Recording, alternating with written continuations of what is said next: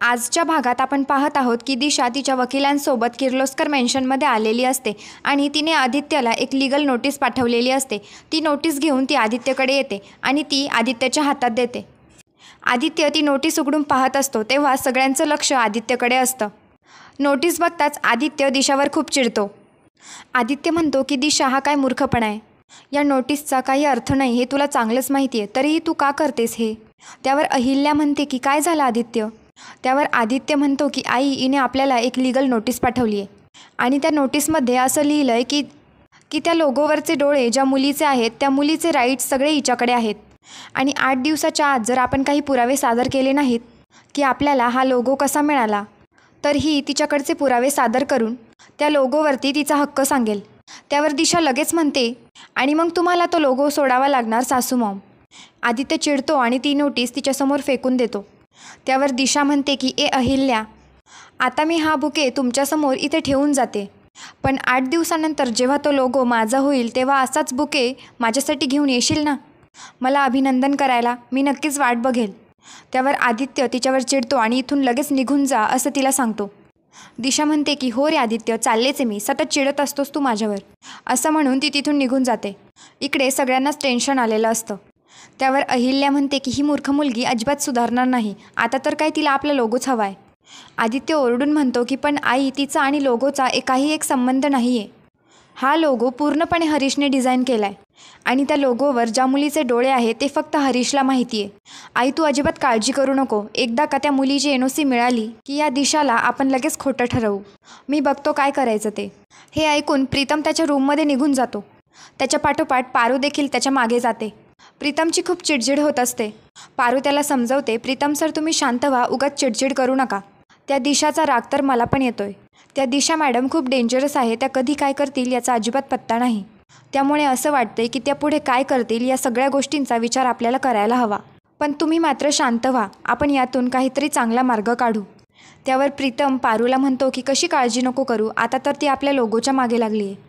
पारू, तुला माहिती आहे ना तो लोगो आणि ते डोळे दादासाठी किती महत्त्वाचे आहेत ते, दादा नेहमी त्या डोळ्यांशी बोलत असतो, त्याला डोळ्यांशी बोलल्यावर खूप बरं वाटतं आणि ते डोळे आपल्या कंपनीसाठी देखील किती महत्त्वाचे आहे हे तुला माहितीच आहे।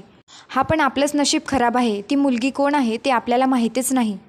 मला जर माहीत असतं ना ती मुलगी कोण आहे तर त्या मुलीला मी नेऊन दिशासमोर उभं केलं असतं आणि तिच्या नोटीसचं उत्तर पण दिलं असतं। त्यावर पारू म्हणते की बरोबर आहे प्रीतम सर तुमचं, पण आपल्याला जे काही करायचं आहे ते विचार करूनच करावं लागेल। प्रीतम सर, जर हरीश सरांनी त्या डोळ्यांचा फोटो काढला असेल तर मला असं वाटतं की त्या फोटोंच्या बाबतीत ऑफिसमध्ये नक्कीच काहीतरी पुरावा असेल। त्यावर प्रीतम खुश होऊन म्हणतो की हो पारू, तुझं अगदी बरोबर आहे, असा विचार तर मी केलाच नव्हता, आपण लगेच ऑफिसमध्ये शोधायला हवं, असं म्हणून प्रीतम तिथून पळतच निघतो। इकडे आदित्य आणि प्रीतम लगेच दोघेही ऑफिसमध्ये येतात। दोघे पण खूप शोधाशोध करत असतात। ऑफिसमध्ये त्यांना काहीच मिळत नाही। मग ते अनुजकडे येतात आणि त्याला विचारतात की हाच हरीशचा लॅपटॉप आहे ना।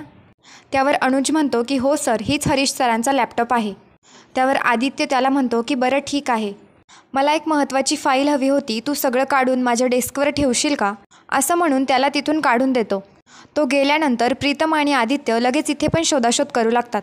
हरीशचा लॅपटॉप बघत असतानाच आदित्य प्रीतमला म्हणतो की प्रीतम, मला खूप टेन्शन येतं आहे, ती मुलगी जर सापडली नाही तर त्या अवॉर्डला काय अर्थ आहे।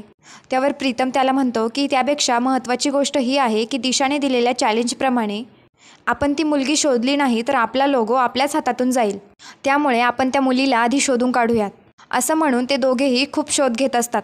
इकडे दामिनी हॉलमध्ये बसलेली असते, तेवढ्यात तिथे पोलीस येतात। अचानक आलेल्या पोलिसांना बघून दामिनी खूप घाबरते। दामिनी त्यांच्यासमोर बडबडू लागते, मला पकडू नका, माझा आणि दिशाचा काही संबंध नाही आहे।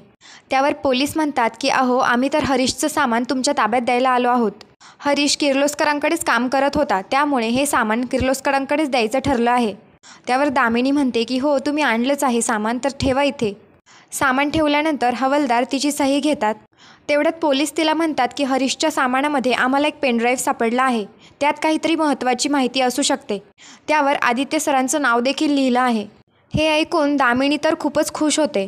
तिला असं वाटतं की यात नक्कीच दिशा आणि अनुष्काचं काहीतरी सत्य असणार आणि सगळ्यांच्या आधी ते मीच पाहायला हवं. काय माहिती चुकून जर त्यात माझं नाव असेल तर प्रॉब्लेम नको व्हायला असं स्वतःशीच म्हणत असते आणि घाईघाईने पोलिसांकडून तो पेनड्राईव्ह हिसकावून घेते आणि म्हणते की वहिनी किंवा आदित्य आल्यावर मी देईन त्यांच्याकडे, तुम्ही या आता असं म्हटल्यावर पोलीस तिथून निघून जातात. ती तो पेनड्राईव्ह घेऊन निघून जाते. इकडे प्रीतम आणि आदित्यला अजूनही काही सापडलेलं नसतं, पण प्रीतम आदित्यला म्हणतो की दादा मला एक आयडिया आली आहे. आदित्य म्हणतो की काय?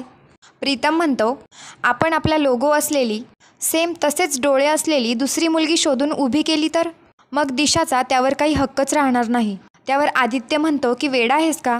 मी कोणत्याही प्रकारची चिटिंग करणार नाही आहे आणि मुळातच त्या लोगोवर ज्या मुलीचे डोळे आहेत तिला तिचं क्रेडिट मिळायलाच हवं.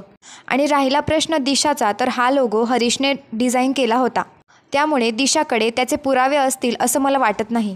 अशा फालतू आयडिया देणं बंद कर आणि शोधाशोध सुरू कर. त्यावर प्रीतम परत म्हणतो की बरं माझ्याकडे अजून एक आयडिया आहे. आदित्य म्हणतो की आता काय? प्रीतम म्हणतो की माझी एक ओळखीची स्केच आर्टिस्ट आहे, तिने ते डोळे बघितल्यावर त्या मुलीच्या चेहऱ्याचं चित्र काढू शकते, चालणार आहे का तुला? त्यावर आदित्य म्हणतो की हो ठीक आहे, बोलव त्यांना. प्रीतम लगेच तिला कॉल करतो. इकडे दामिनी तो पेनड्राईव्ह घेऊन तिच्या रूममध्ये आलेली असते. ती कपाटातून लॅपटॉप काढते आणि तो पेनड्राईव्ह त्याला जोडते आणि आदित्य सरांच्या नावाने असलेली फाईल ओपन करते. त्यावर तिला पारू आणि पारूचे डोळे दिसतात. ते पाहून तिला धक्का बसतो. ती म्हणते हा तर पारूचा फोटो आहे, म्हणजे त्या लोगोवरचे डोळे पारूचे आहेत. तिची खूप चिडचिड होते. ती म्हणते काय सुरू आहे हे? सतत सगळीकडे नुसतं पारू पारू पारू. कंपनीची ब्रँड अँबॅसिडर पण पारूलाच बनवलं. सगळ्या गोष्टींचा अधिकार फक्त पारूलाच. मग ही दामिनी काय करणार? घरातली कामं करणार का? असं म्हणताच तिला स्वप्न पडतं की ती खरंच घरातली कामं करते आणि पारू मालकिनीसारखी तिला काम सांगते. दामिनी टेबल पुसते, तिथे पण तिला पारू दिसते. पारू तिला त्रास देते, जमिनीवर कचरा करते आणि तिला झाडायला सांगते. दामिनी कपड्यांच्या घड्या करते, तिथे पण तिला पारू नीट काम कर असं म्हणते. पारू तिला म्हणते की तुला माहिती आहे आदित्यसाठी मुलगी देखील मीच बघणार आहेस आणि मी मुलगी बघण्यासाठी जिकडे जिकडे जाईन तिकडे तू माझ्यासोबत यायचंस आणि माझं सगळं काही तू सांभाळायचंस. पण आदित्यसाठी मला कोणती मुलगीच आठवत नाही आहे. एक काम करते, आदित्यसाठी मीच परफेक्ट आहे. आदित्यसाठी मी माझीच निवड केली आहे. किर्लोस्करांची नवीन सून पार्वती आदित्य किर्लोस्कर. असं हसून पारू तिला म्हणते. माझे पाय चेप असं पारू तिला म्हणते. तेवढ्यात ती स्वप्नातून खडबडून जागी होते. दामिनी स्वतःशीच म्हणते की नाही नाही, हे अजिबात मी कोणाला कळू देणार नाही आणि आदित्यला तर अजिबातच नाही. आदित्यला समजलं जर हे डोळे पारूचे आहे तर तो लगेच पारूशी लग्न करेल, तिच्याशी संसार थाटेल आणि मग मोलकरणीसारखं मला तिच्या हाताखाली राबावं लागेल. त्यामुळे मी हे डोळे पारूचे आहेत हे कोणालाही कळू देणार नाही. असं म्हणून ती तो पेनड्राईव्ह तिच्याच ताब्यात ठेवते. इकडे अहिल्या आणि श्रीकांत हॉलमध्ये बसून चर्चा करत असतात. दामिनी देखील त्यांच्यासोबत बसलेली असते. श्रीकांत म्हणतो की आपल्याला लवकरात लवकर त्या मुलीला शोधावं लागेल. त्यावर दामिनी म्हणते की वहिनी काय गरज आहे त्या मुलीला शोधायची, आपण तो लोगोच विसरून जाऊयात आणि एक नवीन लोगो तयार करू. त्या लोगोसाठी आपण इंटरनॅशनल मॉडेलचे डोळे घेऊ. नाहीतर इंटरनॅशनल कशाला, आपण एकदम साधे संस्कारी डोळे घेऊ. आणि ते डोळे तुमच्या आजूबाजूला आहेत, दिसतात का तुम्हाला? अहो माझ्याच डोळ्यांबद्दल बोलते मी. माझे डोळे बघा ना किती सुंदर आहेत. आपण नवीन लोगोसाठी माझेच डोळे वापरूयात, चालेल ना? त्यावर अहिल्या म्हणते की हो दामिनी, आपण असंच करूयात. जेव्हा आपल्याला लोकांना घाबरवण्यासाठी शूट करायचं असेल ना, तेव्हा आपण तुझेच डोळे वापरूयात नक्की. असं म्हणून ती दामिनीची मजा घेत असते. श्रीकांत देखील हसू लागतो. तेवढ्यात आदित्य आणि प्रीतम एका उत्तम स्केच आर्टिस्टला अहिल्यासमोर आणतात. अहिल्या श्रीकांत आणि दामिनी त्यांना बसायला सांगते. प्रीतम म्हणतो की हे फक्त डोळ्यांवरून माणसाच्या चेहऱ्याचा अंदाज घेतात आणि त्यांचं स्केच काढतात. एकदा का त्या मुलीचा चेहरा आपल्यासमोर आला ना की आपण लगेच त्या मुलीला शोधून काढू. अहिल्या आणि श्रीकांत खूप खुश होतात. अहिल्या त्या स्केच आर्टिस्टला म्हणते की तुम्ही जर त्या मुलीचं स्केच आम्हाला काढून दिलं तर आमचा खूप मोठा प्रॉब्लेम लगेच सॉल्व्ह होईल. आदित्य लगेच त्या डोळ्यांचा फोटो घेऊन येतो. अहिल्या श्रीकांतला विचारते की सकाळच्या गोळ्या घेतल्यास का? तेव्हा श्रीकांत म्हणतो नाही. मग अहिल्या त्याला तिथून घेऊन जात असते. तेव्हाच ती पारूला आवाज देऊन चहा आणायला सांगते. तेवढ्यात तिला दामिनी थांबवते. दामिनी म्हणते की पारू कशाला, तिचं काय काम आहे इथे? मी बघते यांच्या चहा पाण्याचं, तुम्ही नका काळजी करू. अहिल्या आणि श्रीकांत तिथून निघून जातात. आदित्यला देखील कोणाचा तरी फोन येतो. तो प्रीतमला म्हणतो की साईटवर थोडीशी गडबड झाली आहे, मला तिथे जावं लागेल. त्यावर प्रीतम त्याला म्हणतो की थांब, मी जातो साईटवर. हे डोळे तुझ्यासाठी जास्त महत्त्वाचे आहे, त्यामुळे तू इथेच थांब. त्यावर आदित्य त्याला थांबवतो. आदित्य म्हणतो की मी इतके दिवस थांबलो आहे, अजून 1 दिवस थांबायला तयार आहे. आणि ते स्केच आर्टिस्ट तुझ्या ओळखीचे आहे, त्यामुळे तूच त्यांच्याजवळ थांब. मी पटकन जातो आणि पटकन येतो. काही लागलं तर मला कॉल कर. प्रीतम देखील त्याच्या रूममध्ये जातो. तो स्केच आर्टिस्ट स्केच काढत असतो. तेवढ्यात पारू चहा घेऊन येते. पारू येते हे पाहताच दामिनी खूप घाबरते.